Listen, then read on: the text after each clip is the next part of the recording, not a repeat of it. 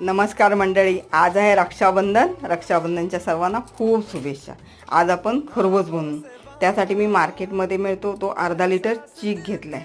अर्धा लिटर चीकसाठी मी अर्धा लिटर दूध घेतलं आणि 1 वाटी साखर घेतली. ही साखर विरघळेपर्यंत चीक व्यवस्थित फेटून घ्यायचा. नंतर एक मी डबा घेतला आणि हे सगळं थोडं गाळून घ्यायचं.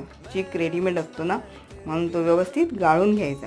नंतर त्यात मी अर्धा चमचा वेलची पूड टाकलं आणि थोडंसं केशर ऑप्शनल आहे. ते झालं की तोपर्यंत मी गॅसवर एका मोठ्या भांड्यात पाणी उकळत ठेवलं. त्याच्यात स्टँड ठेवलं आणि हा डबा ठेवून दिला. डब्याला झाकण लावायचं म्हणजे वाफेचं पाणी जात नाही. आणि मी बरोबर 40 मिनटं वाफ दिली. डबा थंड झाला की थोड्या वेळ फ्रीजमध्ये ठेवायचा आणि नंतर त्याच्या वड्या पाडायच्या. एक नंबर खरबूज तयार होतो. असा नक्की करून बघा.